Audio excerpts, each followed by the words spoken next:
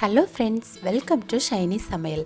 இன்றைக்கி நம்ம கன்னியாகுமரி ஸ்பெஷல் வெள்ளரிக்காய் பச்சடி எப்படி பண்ணுறதுன்னு தான் பார்க்க போகிறோம்.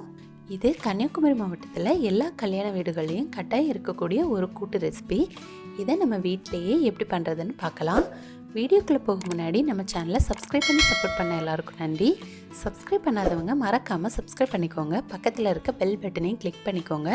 அப்போ தான் நான் அடுத்தடுத்து போடுற வீடியோஸை நீங்கள் தவறாமல் பார்க்க முடியும். பச்சடி பண்ணுறதுக்காக நான் இன்றைக்கி இந்த மாதிரி ஒரு பெரிய வெள்ளரிக்காய் எடுத்திருக்கேன்.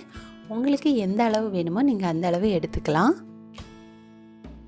முதல்ல நம்ம இந்த வெள்ளரிக்காவை ரெண்டாக கட் பண்ணி இதோட தோலை எல்லாம் ரிமூவ் பண்ணிடலாம். இதோட தோல் முழுவதும் நம்ம நீக்கிடணும்.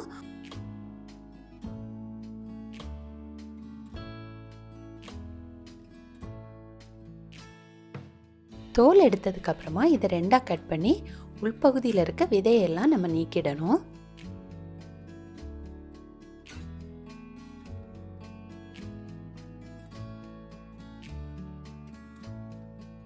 அடுத்து நம்ம இதை பொடி பொடியாக நறுக்கி எடுத்துக்கணும். ரொம்ப பொடியாகவும் வேண்டாம், கொஞ்சம் மீடியம் சைஸாக நறுக்கி எடுத்துக்கலாம்.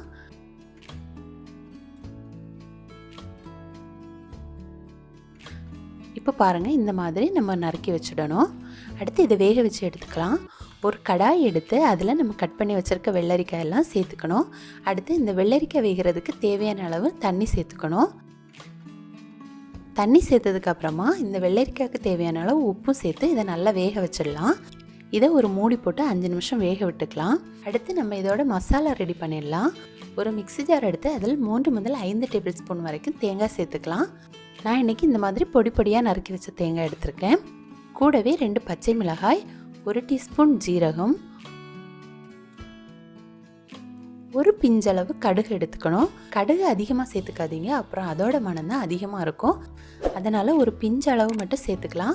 அதோட டேஸ்ட் வந்து சூப்பராக இருக்கும். கூடவே 3 பல் பூண்டு,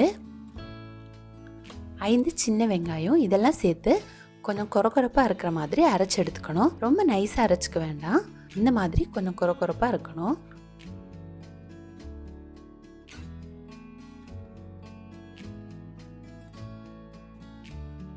இப்போ பாருங்கள், வெள்ளரிக்காய் நல்லா சாஃப்டாக வெந்து வந்திருக்கு.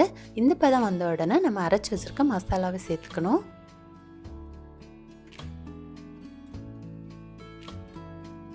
இப்போ இந்த மசாலாவையும் சேர்த்து நல்லா மிக்ஸ் பண்ணி எடுத்துக்கணும்.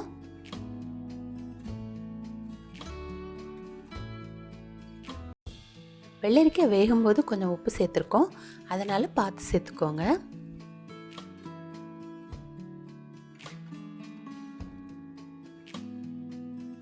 இப்போ இதெல்லாம் சேர்த்து இந்த மசாலாவோட பச்சை வாசனை போகிறது வரைக்கும் ஒரு 5 நிமிஷம் நல்லா வேக வச்சு எடுத்துக்கணும். அடுத்து இதை நம்ம தனியாக எடுத்து ஆற வச்சிடணும். அடுத்து இந்த பச்சடிக்கு முக்கியமான ஒரு பொருள் தயிர். நான் இன்றைக்கி 1 கப் தயிர் எடுத்திருக்கேன். இந்த குழம்பு கொஞ்சம் ஆறுனதுக்கப்புறமா நம்ம தயிர் சேர்த்துக்கலாம். சூடாக இருக்கும்போதே சேர்த்தா தயிர் வந்து திரிஞ்சிடும். அதனால் கொஞ்சம் ஆற விட்டதுக்கப்புறமா நம்ம சேர்த்துக்கலாம். இப்போ இந்த தயிரையும் சேர்த்து நல்லா மிக்ஸ் பண்ணி வச்சுக்கலாம்.